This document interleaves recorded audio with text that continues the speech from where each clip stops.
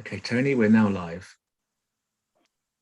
Great, and is the room filling up? Oh yes, I can see there are 49 people in the room. So hello everyone, we're going to just wait a minute or two for the room to fill up, and then we'll be starting very shortly.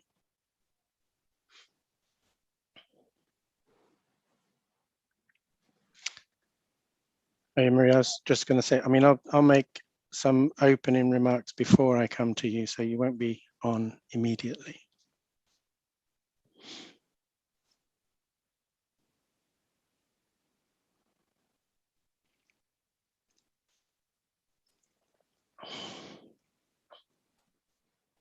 Okay, well, let's make a start. Welcome everybody. Thank you for being here for this IDS webinar about the launch of the SAGE Handbook of Participatory Research and Inquiry. It's been a long journey. I had to look back in my emails to see when I first approached the authors who are with us today, and it was May 2018, so more than 3 years ago, we started putting this section of the handbook together. As you know, the SAGE Handbook of Participatory Methods is a huge enterprise. It's 71 chapters, 158 pages. No, it must be more than that. But 71 chapters and divided into 7 different sections. And I was lucky enough to be asked to edit this 6-chapter section on digital technologies in participatory research. So back in May 2018, I started looking around for those people that I thought were doing the most interesting work using digital tools and digital spaces for participatory research, and reached out to probably a dozen different groups of people doing really interesting work. Some of those have ended up in other sections of the handbook. So there's a visual method section where there's really interesting work on participatory video and digital storytelling. But we managed to refine that initial list of a dozen projects down to the 6 chapters contained in this section of the handbook. And I'm very happy that today we have authors from 3 of those chapters with us. Can I show you? No, for some reason I can't. Okay,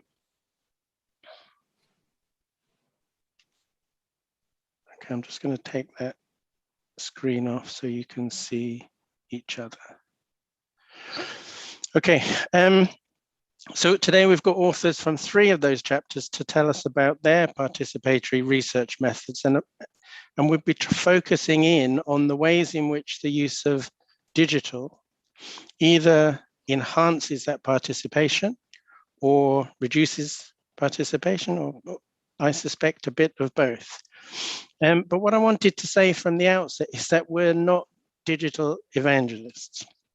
We're not arguing that there should be more digital in participatory research, at least I'm not. I'm agnostic on that.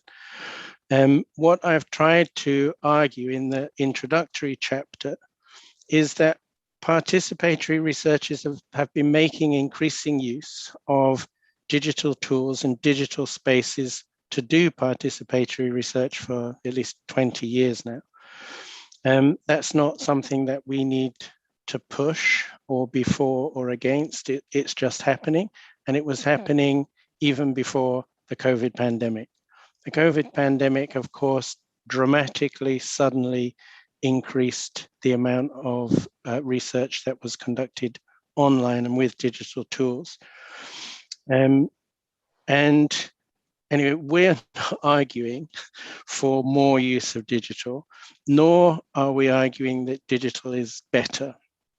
All I tried to argue in the introductory chapter is that given that researchers are deciding for whatever reason to use more use of digital, that we therefore have got very good reason to want to look very closely and understand more about the implications of using that digital research, about whether it's enhancing the quality, the level of participation, and the different stages in which participation happens in the research cycle.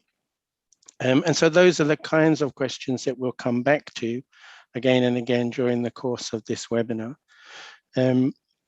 Our objective, of course, is to launch the handbook, to promote our section, the digital section of that handbook, and the work of the authors presenting here, their 3 chapters in particular.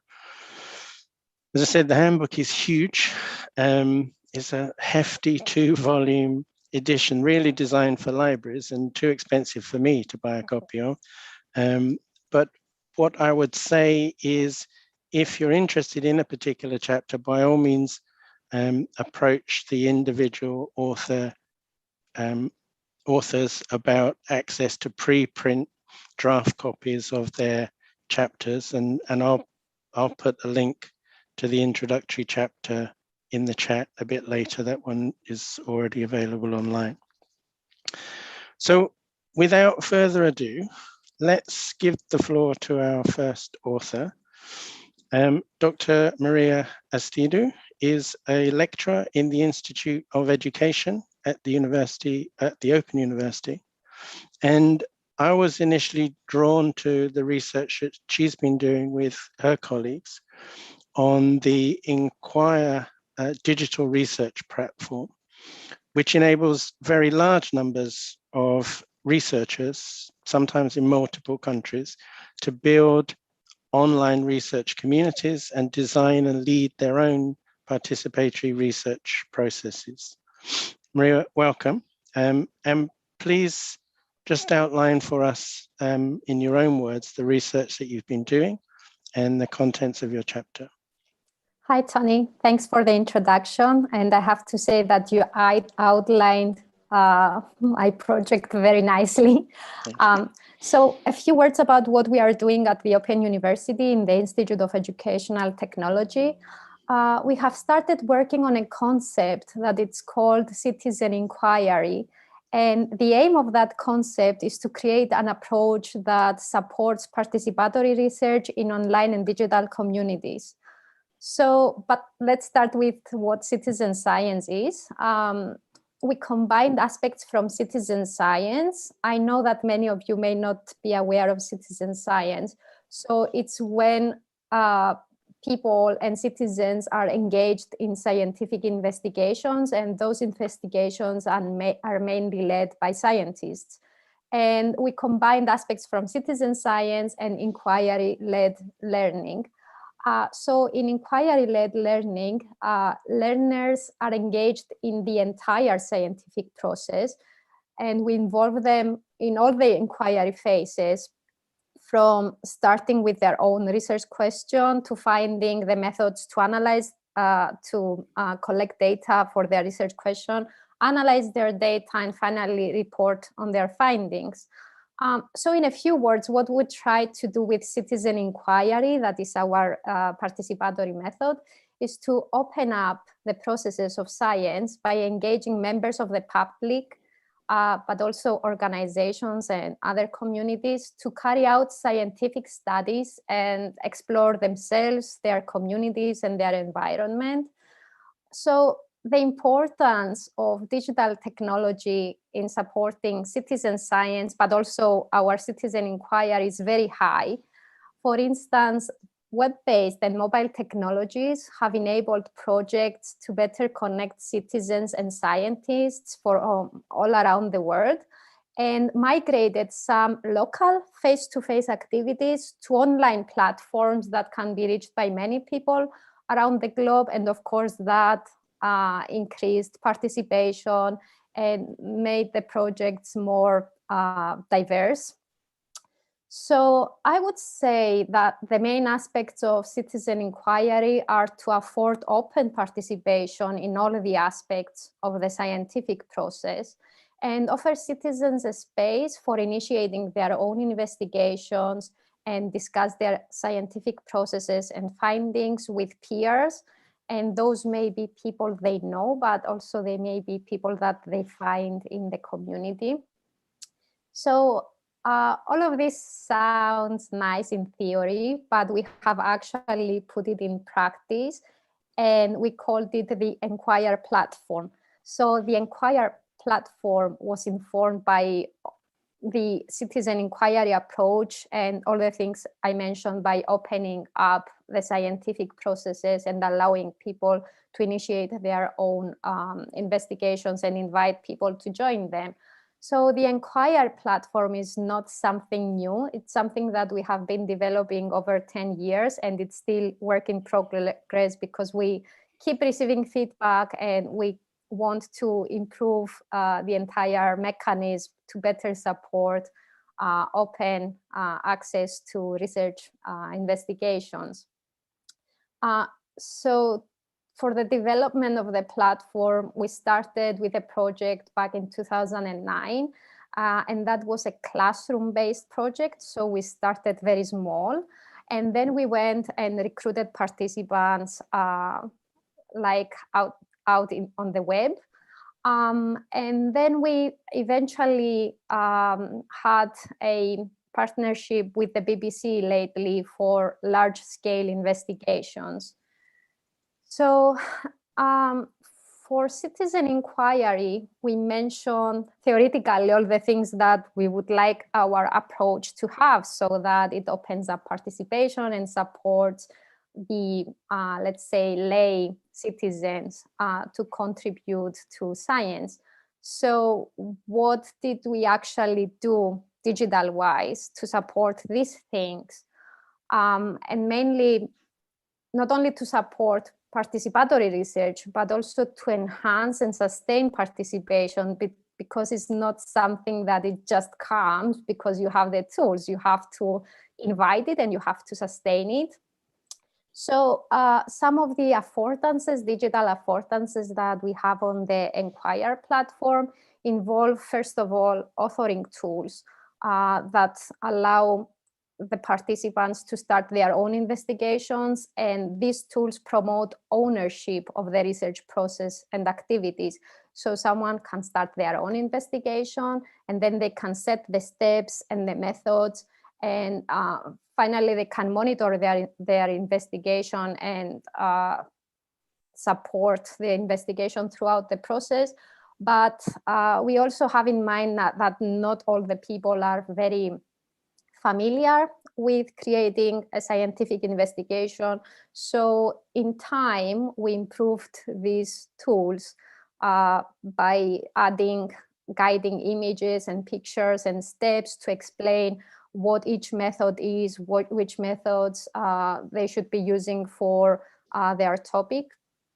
So another kind of digital affordance that we used is we wanted to support different types of research, because apparently not everyone is interested in, I don't know, researching the clouds or the soil or the mental health in their community, or mental health during the coronavirus, for example. So we had to find ways to support different types of research. And in this way, we would capture people with different preferences, but also different availability in tools. And I am saying that because, for example, not everybody has access to a mobile device that has sensors or all the sensors. So they wouldn't be able to measure the sunshine or the humidity. So they would opt out that kind of investigation and try something else. So offering multiple ways for data collection, like sensors, pictures, text, sound, all these kind of different ways of having an investigation. We try to provide that on the platform so that people have options. Then, as you have seen from the advertisement, we're talking about large-scale investigation, and that started recently with our partnership with the BBC. And for example, we hosted the Garden Watch in collaboration with the BBC, and that was a very large-scale investigation with thousands of people taking part at the same time. So it was important for us to use technologies that cope with these spikes of participation and they don't just collapse. But at the same time, they connect to social media platforms to extend participation. So these two aspects, like using technologies, coping with the spikes and connecting to social media. And then let's go to the fact that not everyone has the same options. So we had to design for accessibility. And that meant that we have to conform with web guidelines for people with disabilities. But also we integrated some options for participants, like to allow people to suspend and resume their activities later, or embedding automated translation because some people may not speak English very well. Also geotagging and dating images automatically if the user allows. Then, of course, we have security and ethics. These are two topics that always come up when we talk about research, right? So we had to conform, of course, with the GDPR regulations on the website and run penetration tests to make sure that the data are secure.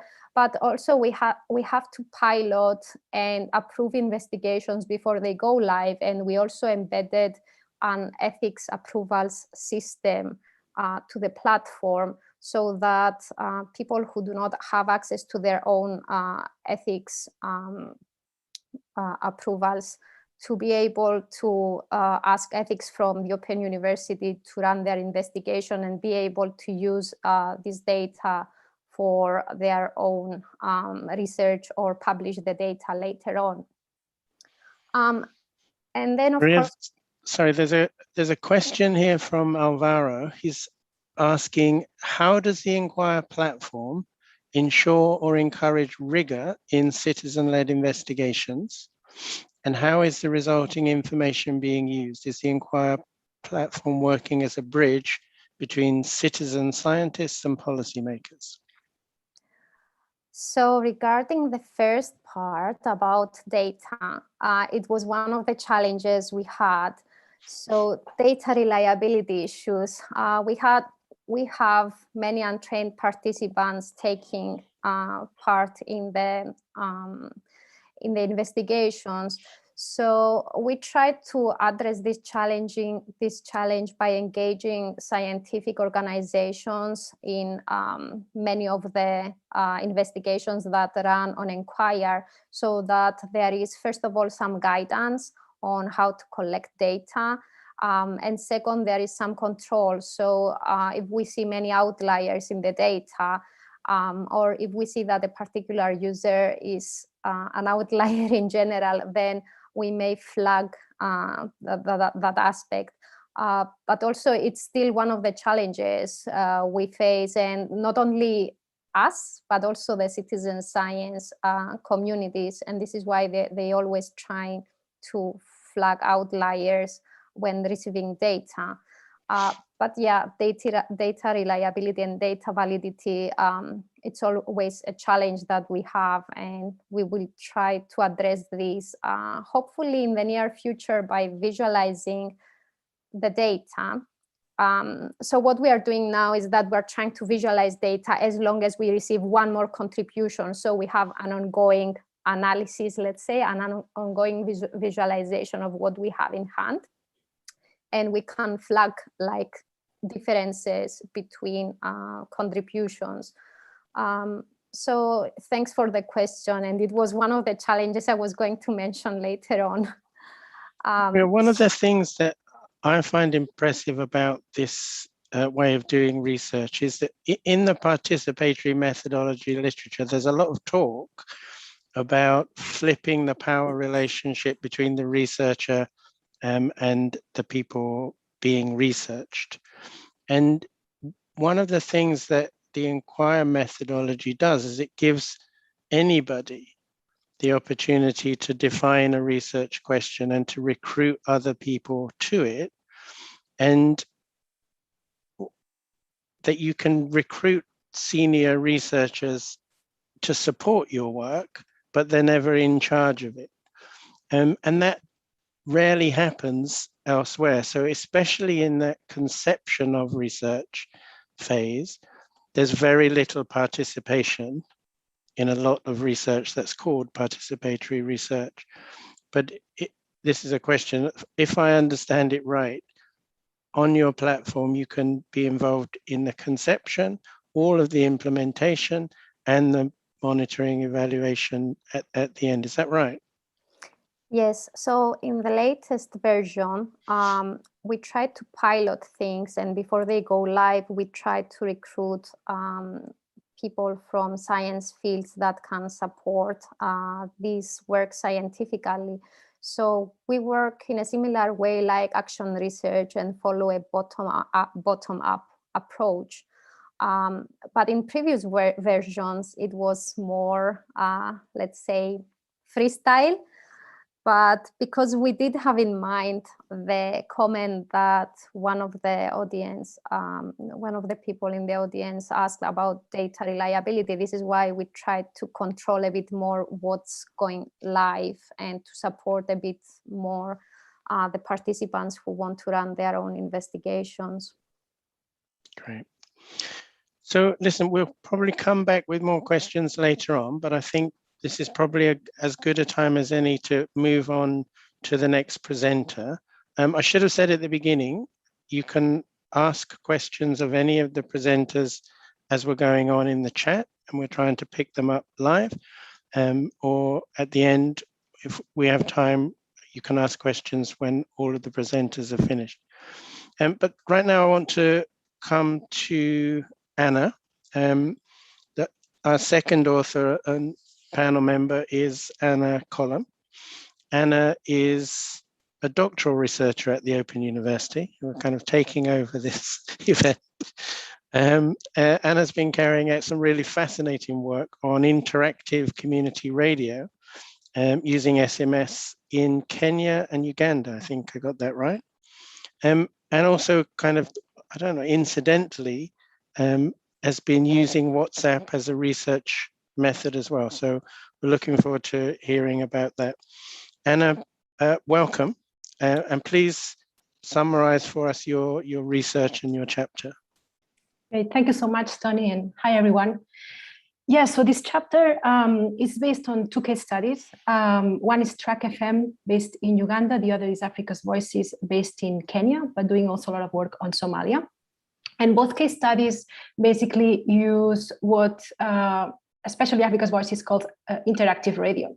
And it consists of the combination of radio discussions, radio dialogues, with SMS technology, so that citizens, audiences can send their views via SMS, and computational approaches that allow for this digital processing of the data, which is what makes it possible for potentially thousands of views sent by SMS to actually be what both organizations actually refer to as meaningfully analyzed, so that people's views can be made sense of, rather than 4 or 5 views from, sometimes serial callers or, serial texters being included in a radio show.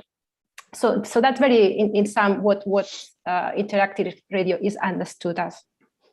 And what I do in this chapter is try to understand how this approach allows for scale and inclusion. Affordances that, as we know, can be quite difficult in participatory research. We know, and I reference, for example, the work of Danny Burns as well, who talks about how to achieve scale through participatory research, because we know it's really good at depth, but that's often a compromising scale. So I explore how interactive radio can allow us to potentially achieve this scale as well as inclusion.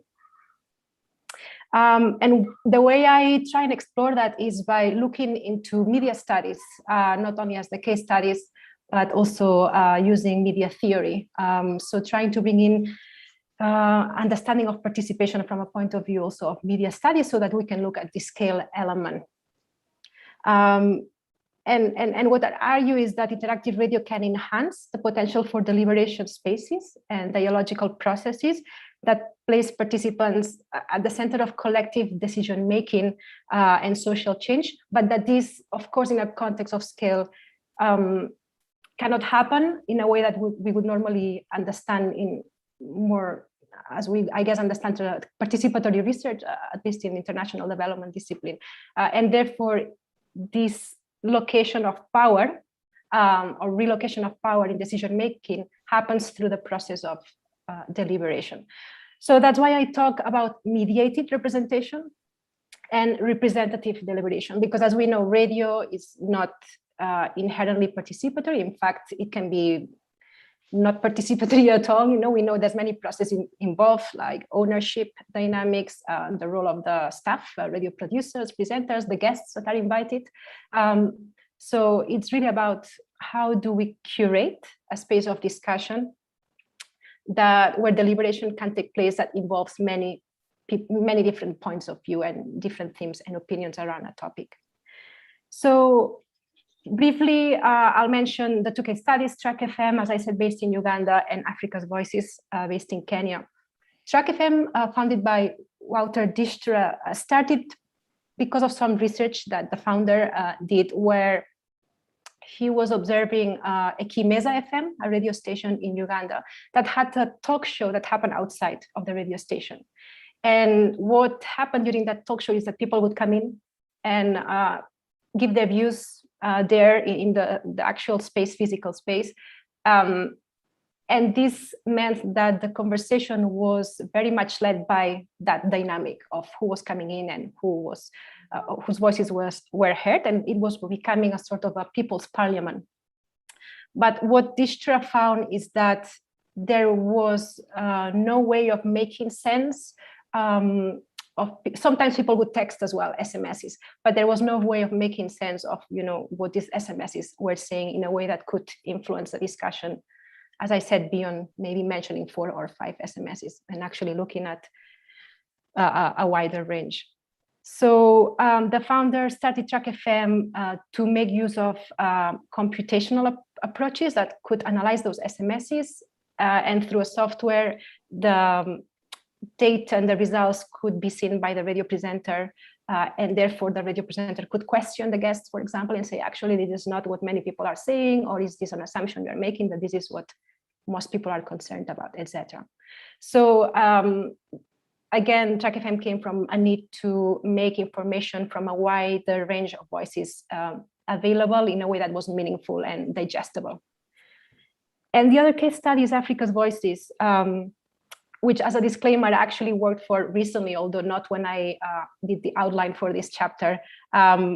So I'm probably will able to answer a bit more detailed questions if needed on the methodology that might not be in the chapter. But Africa's Voices started out of research led by Claudia Abreu Lopez and Sharath Srinivasan at the University of Cambridge. And it works similar to Track FM. They wanted to include people's views sent via SMS and see how they could influence and be part of discussions in a radio show. The main difference between the two, Track FM tends to use poll questions. So they ask a question in a radio show, invite people to text for free. That needs to be said. There's no cost to citizens or audiences to text in. And audiences can choose A, B, C, D, you know, one option around a topic, for example, was your priority around land issues in your area. The difference with Africa's Voices is that they tend to prioritize people's expressions in their own terms and languages, and then they tend to ask open questions around the topic and start the analysis through qualitative research first to make sense of the nuance behind the meaning of what people say, and then turn this through a process of coding into quantitative data so that, again, there can be some sort of proportions on, you know, people's views and how these differ across groups like gender or geographical area. So this is, yeah, basically what the method is about.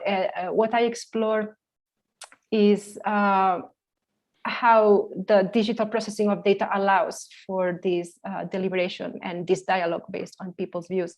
And then I also argue that, which we might talk about this later on when we go into affordances, perhaps more specifically, but that as the theory of affordances argues, is that these are action possibilities. So using this method doesn't mean that you will have participation. And the digital processing of the SMSs really allow for a very rich data from thousands of people in one show sometimes.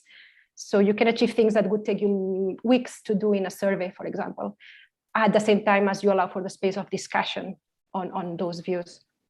But it can also be very extractive, this process. You can just ask questions and extract data and people's views. So where the potential, I think, for participation is in how the space is curated, how the questions that are asked are designed. Are you involving audiences as well in the design of questions, or how much you really use and draw the findings and the people's views, and how you question the guests? Are you then sharing these insights back to participants who might have sent an SMS but might not be listening to the radio show at that point in time? So yeah, basically curation, I guess, as a parallel to what the role of the facilitator would be in a more face-to-face traditional participatory research is very important. So I can stop here.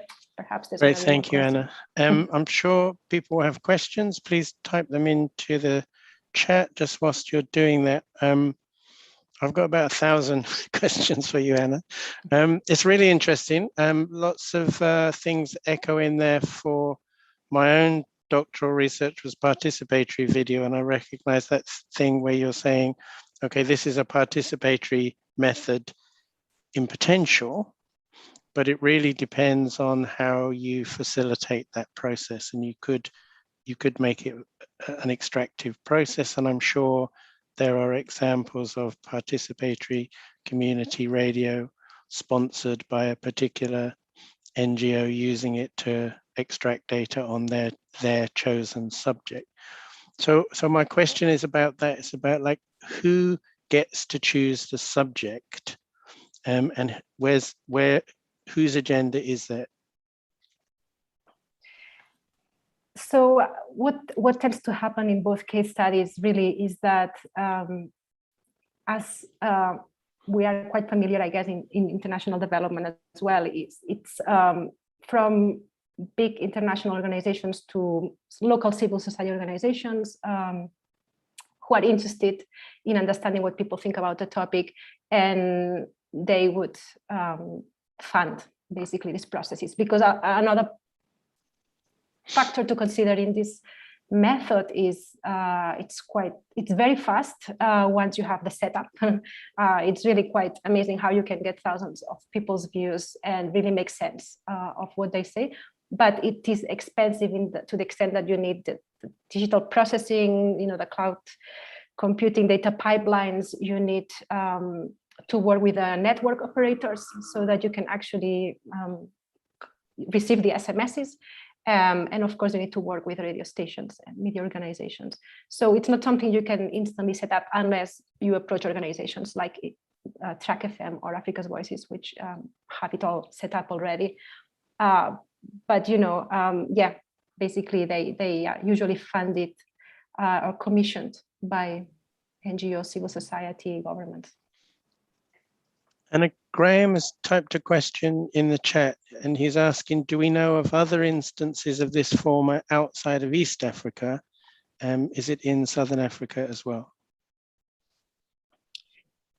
I'm not familiar in detail, but I know UNICEF has been using this approach. In fact, UNICEF started one of the platforms that were used by Africa's Voices to do that, which then became a platform called Textit, which anyone can use. I mean, there's, I think, kind of free version and one that's one that you have to pay, but you really need to pay if you want to make use of all the kind of benefits for the processing of the SMSs and receiving and sending SMSs.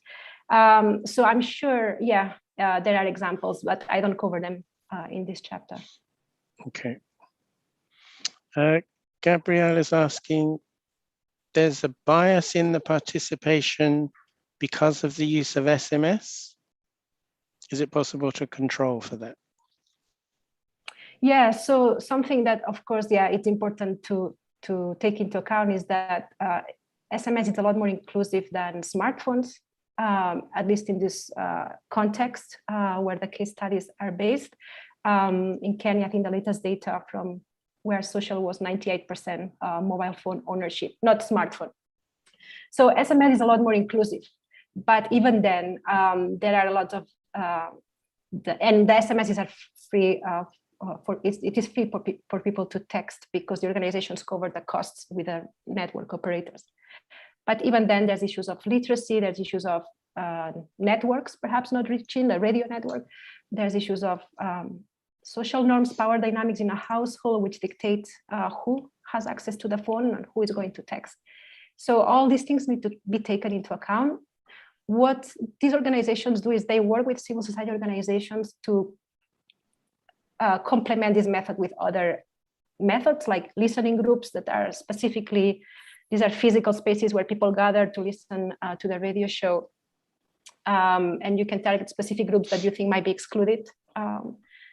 So you can complement that with other methodologies to account for this. But yes, there's of course biases. The other thing is it's not a probabilistic kind of method. You can't control who's going to send the SMS. I think on the one hand, this is the beauty of the method. People have the agency and to decide whether they want to take part in a show, whether they want to send us an SMS, whether it's motivating enough a topic and they want to have their view. So they are the ones who choose to take part, but that means that you can call the results of this data representative. However, you can, both organizations gather demographic information following consent processes that are done via SMS. And you can therefore look at how opinions differ across groups so that you can see if something that's mentioned more, for example, by one gender, it's actually not mentioned or not a priority at all for another gender, or differences across ages or locations. So that's what both organizations do as well to account for that. I was talking with some colleagues in the World Food Programme who do a lot of mobile phone surveys, and they, to control for or to deal with the fact that phones are owned more by men than women, they boost the voices of women in the sample to compensate for that. I don't know if that's something that you've experienced. What both Track FM and Africa's Voices do is they go back to the curation process. So if they think there's not enough women taking part when compared to other parts of the population or compared to men, then they would use media engagement strategies like, for example, having women as presenters of the radio show, or tackling topics, or having radio guests that would encourage participation from others. So again, it goes back to the curation and finding ways to make participation more, the process a bit more participatory, if we can call it, more diverse. Anna, there's a question from Joanne. She asks, does Anna think there's a potential to use interactive radio to discuss difficult topics in crisis contexts where there may not be consensus around issues like the provision of social protection to different communities? Is it useful to explore public opinion on this, and can it be used for reconciliation or conflict resolution? Yes, in fact, one of the case studies, one of the examples in the chapter on Africa's Voices is around work they do in Somalia, which is very much around these issues and topics on humanitarian needs, social protection, and what's called in the humanitarian space accountability to affected populations. So establishing feedback loops so that those who are meant to receive humanitarian aid can actually have a say on what's a priority. And so yes, it's being used. Africa's Voice has been using it. The humanitarian needs overview has featured Africa's Voices, I think, for 3 years in a row, because they use it to inform their prioritization as well. In terms of sensitive topics, I know Africa's Voices has also used drama, so that rather than a topic being discussed kind of in a raw stage, you can actually use drama to tackle certain issues, and then you can still ask a question about the topic and the characters, and people can text in their views in a way that kind of mediates the difficulties. Thank you, Anna. Just before moving on to our third chapter presenters, it seemed to me that there was a potential for a link back to something Maria was talking about. She was talking about the visualization of the data they were collecting on the enquire platform. You've also been talking about being able to collect large-scale information. Is that visualized, and are you able to share those visualizations with participants in real time? In the case of Track FM, their software visualizes because they ask poll questions. They are closed. It's easier to instantly create the bar charts or the pie charts with the priority topics, or and they do that instantly in a way that the presenter, for example, of the talk show can see during the show. It can see whether it changes and it goes up and down. Africa's Voices follows a bit of a different process because it asks open questions and has to go through a process of qualitative analysis with researchers who speak and are from the context and speak the languages. It's still very quick, but it's not instantly visualized because of that. They do visualize it though after, normally the shows are on for a week really, by the time you have PSAs or promos, and so after a week or so.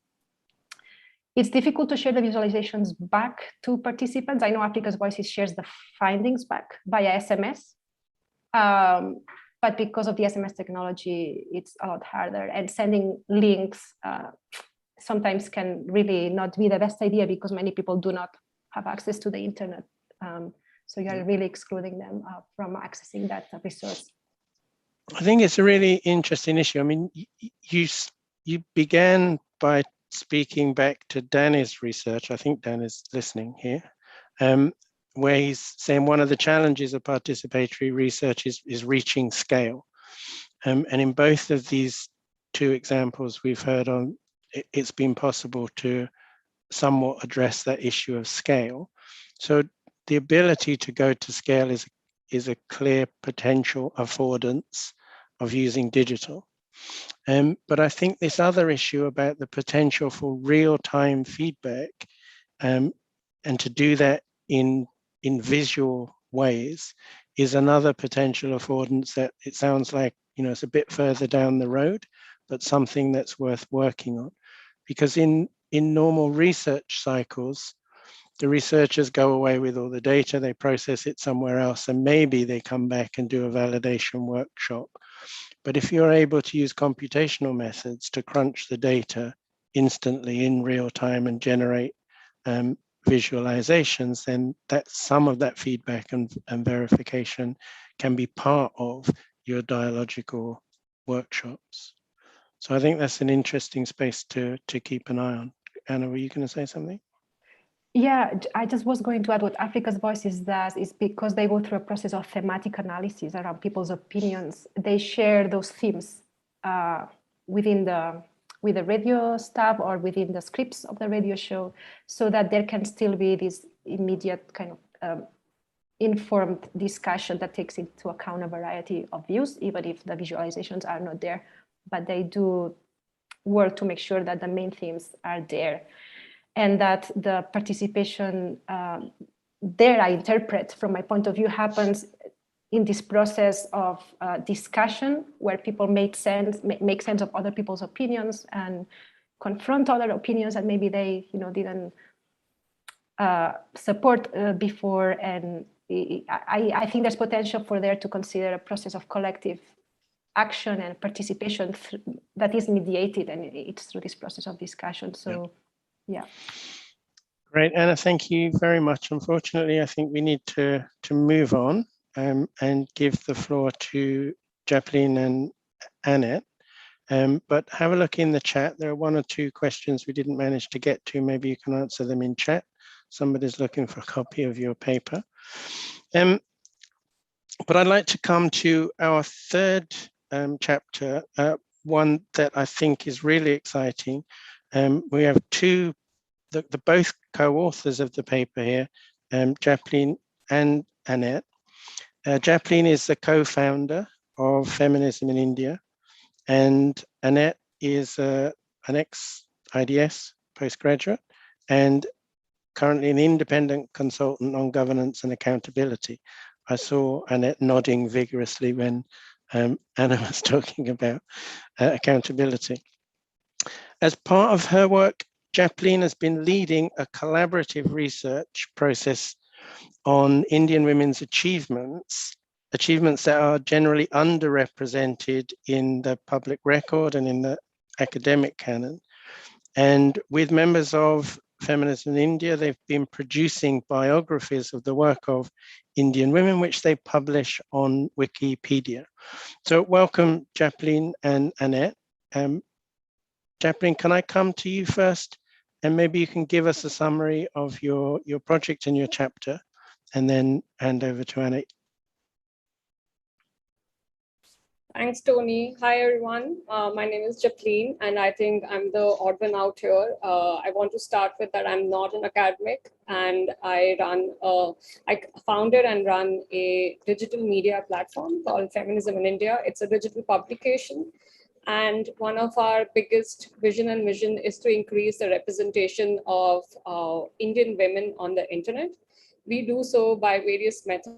One of being a publication is to write articles about them. However, one of our another projects was to increase the representation of Indian women on Wikipedia.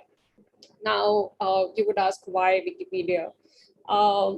Given that we work with a community of young people, so a lot of our target audience is between the age group of 18 to 24.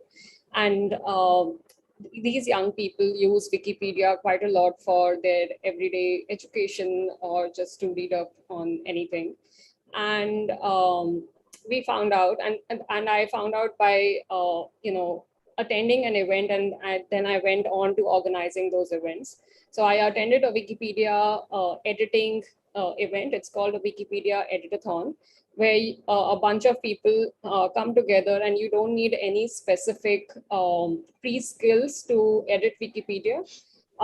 You learn them on that day, and you can create new pages or edit existing pages on Wikipedia. Now, Wikipedia is a voluntarily run encyclopedia. However, the foundation that runs Wikipedia, which is the Wikimedia Foundation, they found out that there is a gender gap on Wikipedia, and only 9% of Wikipedia editors are women. So 91% of Wikipedia editors are men, and most of them are men from the global north. And the gender gap is not just in terms of who is editing Wikipedia, but also what is the content. So out of the 1.6 million biographies that are available on Wikipedia, only 18% belong to women. And right now we are just talking about the English Wikipedia. So there are many other language Wikipedias about which I unfortunately don't have data. And there are many such projects that are running. Our project is one of them, but there are other such projects that focus on specific themes like women artists or women scientists, etc. So our organization, we started hosting monthly editing events. And we did this project for 3 years from 2017 to 2019. Unfortunately, because of the pandemic and the lockdowns, we have to pause the project. So we are no longer for the time being holding these events. But the events went on like this, that we would, as an organization, as a team, we would decide a theme. We would always cover women, Indian women and biographies, and we would decide on a theme like Indian women in sports or Indian women in politics or Indian women scientists, etc. We would put out an open call to our community and ask people to come and edit with us for an entire day. So it was a day-long event, about 9 to 5, and most of the participants who would come were young people, again between the age group of 18 to 24. mostly women, but the event is open or was open to everyone. So we also saw some male participation, and the of editing was then explained to all the participants, and everybody started working. It's fairly simple. You do have to follow certain rules. For example, you cannot write about yourself, you cannot write about people that you know in real life, and the person that you are writing about has to be notable, has to have enough secondary sources, has to be in the public eye. But if all of those criteria are fulfilled, then it's actually quite easy to create a page or expand on a page. We also noticed that many pages about women, and specifically Indian women, although there were pages, they would just have, let's say, 2 paragraphs. So they were stub pages. That's what the Wikipedia term is. So we started with new participants, especially those who have never edited Wikipedia, to expand on those pages instead of creating new ones, because it's much easier for them. And we would also divide them in groups so that people can research together instead of working alone. I would also like to point out that given that we are not an academic organization, we never had access to any kind of academic journals. So all the information and secondary sources that we used were free sources on the internet. It could be news articles or essays or publications that are freely available, but every source was not behind a paywall. I think that's important to note. We had quite a successful events, and we partnered with many organizations, including the Swedish embassy in New Delhi. And one of the things that came out of that event was the foreign minister of Sweden recognized the gender gap in a speech in Sweden. And after that, they have also nationally and officially initiated an event. I think it's called the Wiki Gap. I'm not very sure of the official name, but now Sweden hosts Wikipedia editing events every year, and all their embassies do that every year on the 8th of March, which is International Women's Day. And I think, as far as I'm aware, they have also partnered with the Wikimedia Foundation. So that was, I would say, one of the biggest impacts out of our project and our case study. Over to you, Annette. Thank you. Thank you so much, Japleen. So I'm just going to talk very briefly after Japleen has introduced the kind of approach that FII took in India to kind of how we situated this in an academic way within some conceptual frameworks around participation. So we took very much in our conceptual framing an epistemological approach to explaining where we came to from a participation perspective. We were situating ourselves very much as constructivists, believing in multiple ways of knowing, very much proponent that knowledge is co-constructed, that those who produce the knowledge matter, and we believe that power and the position of writers, whether they're a man or a woman, whether they are white or a person of color, very much affects the knowledge which is produced. And you can, I think, very much hear from what Japleen said about how this sort of framing of the work that they were doing is very relevant. And we brought in some framing as well around epistemic violence, talking about how it can be understood as the structure of knowledge production determined by relations of power that produce social violence. The idea being that how we know the world through something like reading information on Wikipedia is intimately linked to systems of power and patriarchy. So when knowledge is constrained in its production, its understanding and its dissemination through unequal power structures and systems of patriarchy, we understand that as epistemic violence. And you can see how the approach that Japleen was explaining there is going some way to trying to tackle that epistemic violence. So in our chapter, we argue that Feminism in India's initiative is a form of radical co-constructed feminist storytelling, contributing to fighting that epistemic violence through increasing the participation of women editors, especially Indian women editors.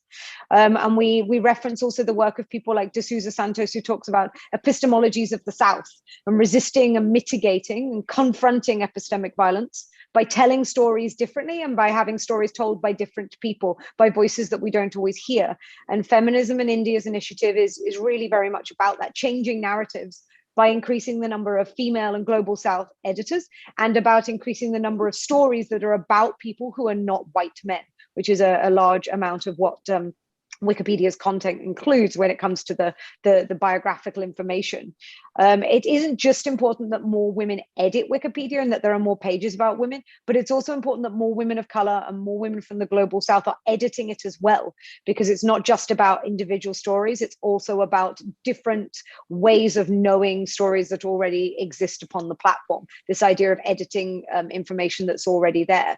Built into the fabric of Wikipedia is a process of constant scrutinizing, this sort of participatory approach that Japleen talked about, of multiple experiences and truths, through the ability of editors to regularly change the content, to update it, and in FII's case, to challenge it. And their initiative is about ensuring that a diversity of editors from varied locations are doing this editing to make sure that as many experiences and truths are reflected on the platform as possible.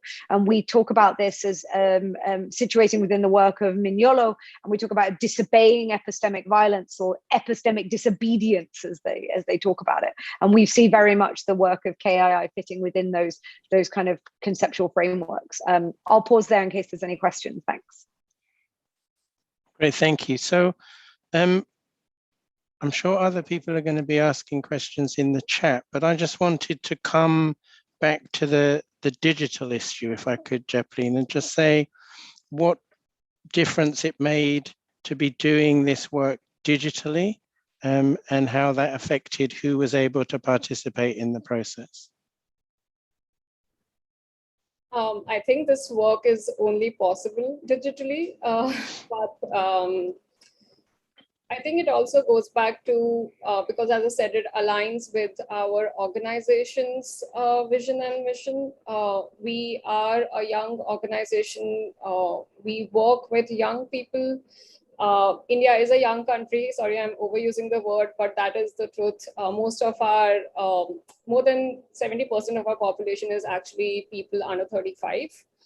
So it was very clear that that is our target audience. And I do understand that there are restrictions when it comes to digital, because only those who have access to the internet and can speak English or any other language, are literate, were able to participate in this event. Also because we are based in New Delhi, which is the capital city of the country. So we also had a very urban audience. And I would say that is another limitation of the project, but we worked with what we have. Anna, do you have anything to add to that? No, okay. So what I'd like to do, I'm going to ask this question first to Japleen and Annette, but then I think open it out to Anna and Maria as well, is I think we need to confront the issue of exclusion. That when we use digital technologies, inevitably we exclude some people. Some people can't get onto the enquire platform. Some people don't have a radio, or they don't have a mobile phone to be sending SMSs. So in turn from the 3 chapters, can you point to any instances in your research methodology where digital was a problem, where it resulted in any kind of exclusions at all? Japleen or Annette?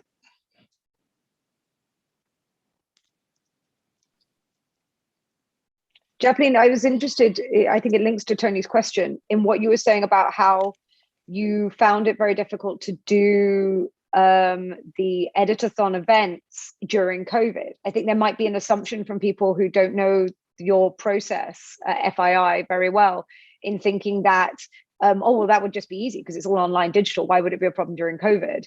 And I think that's actually where FII's approach is really interesting, is that you found that it was very, very important to the approach to bring people physically together, even if what they ended up doing was an online exercise.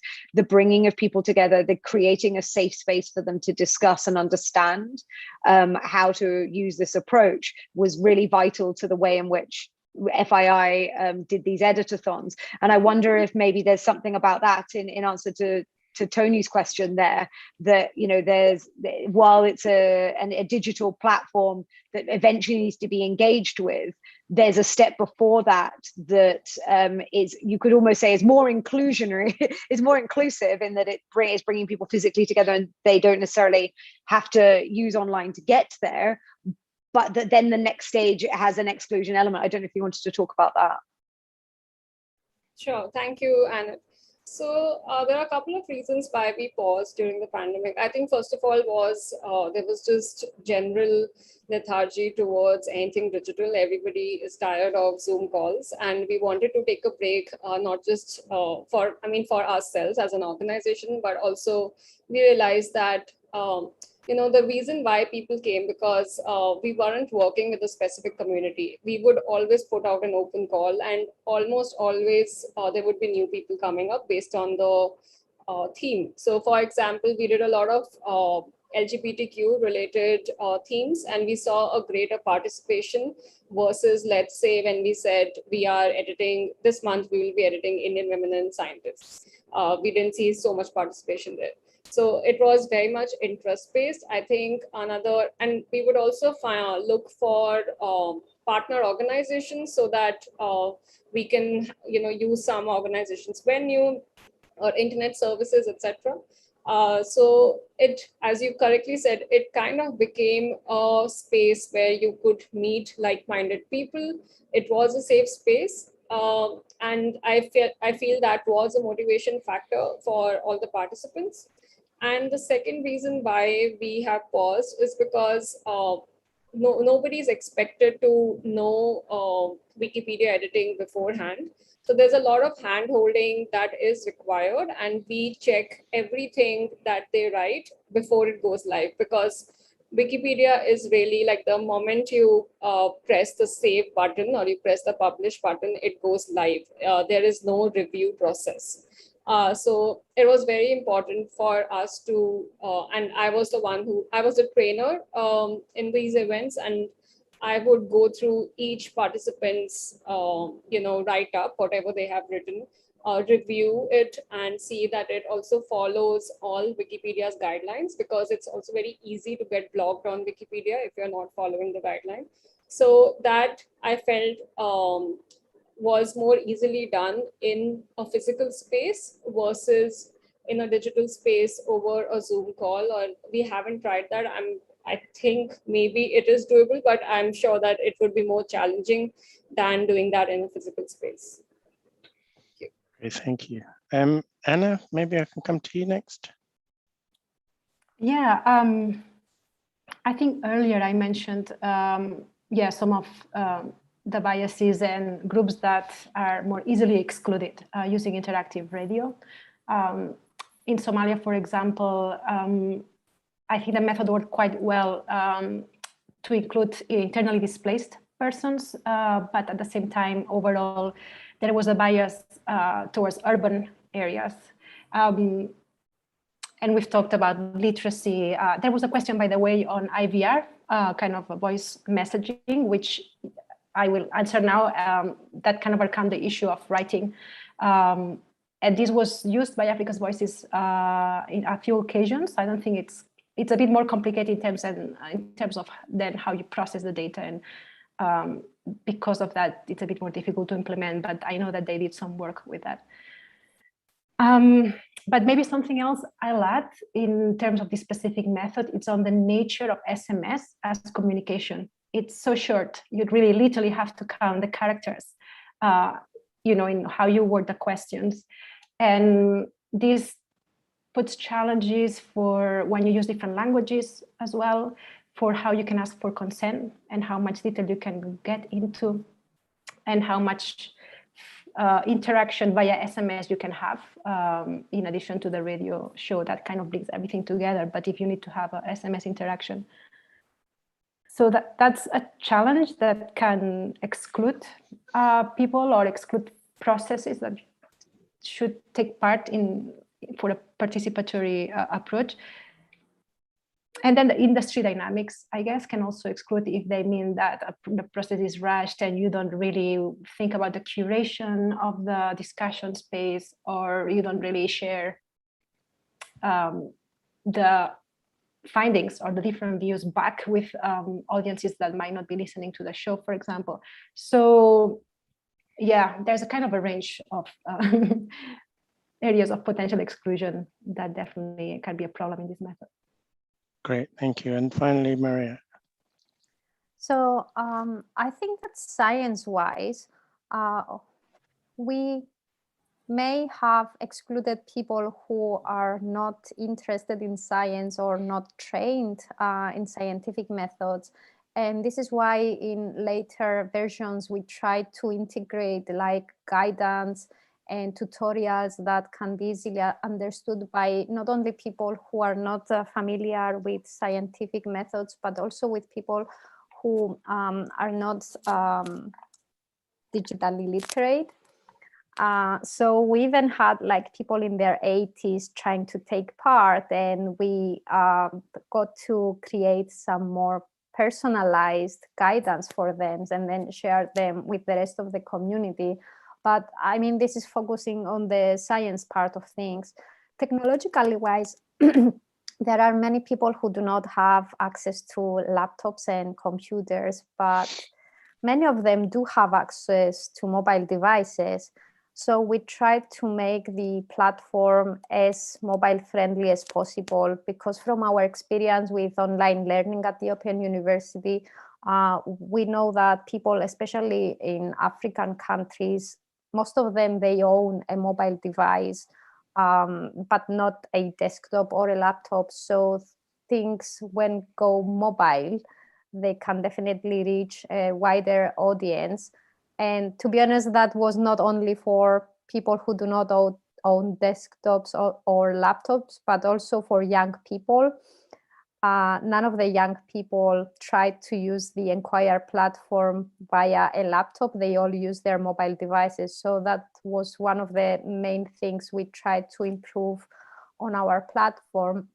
But also some of the things we are trying to do in the future is to create an offline version of the platform as well, so people can collect data and create their own investigations. And then when they get to places that has network, internet, like in a university or a net cafe, they can upload all of the things they contributed like at once, instead of having network at all times.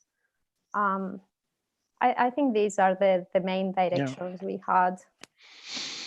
I think one of the interesting things for me about your project, Maria, is that because it's a long-term project, it's been going on for many years, you can see in the articles you've written how you've progressively changed the levels of participation. So you've identified challenges and redesigned to bring in more participants. And that's worth thinking about more generally in participatory methods, that the level of participation isn't fixed because of a method or because of a technology. It's something that it's possible to address and change over time. And Anna was also talking about like the different levels of participation at different stages in the process. And that was really what led me in the introductory chapter, was to develop this participation cube to try to think through like, well, who's participating in the conception phase, in the implementation phase, in the evaluation phase, and what level of participation do they have at each of those stages? Because as practitioners, we need to do what Maria and her colleagues have been doing, is constantly re-evaluating and analyzing levels and stages of participation, and then refining our methods and techniques as we go along. So we've run out of time, we've run over time, but I didn't want to cut anybody off short. We've had really good attendance. We were at 100 participants at one point. So this is an area of great interest to the sector, and I think we'll want to return to all of these issues. But right now I want to thank all of those people who have taken part in the session, and particularly our panel members, Jacqueline and Annette, to Anna and Maria. Please be in touch if you want access to any of the papers or you want to learn more about the projects and methods. But for now, thanks everybody for participation and enjoy the rest of your day. Thank you so much. Thanks, Tony, and everyone. Thank you. Thank you all. Bye.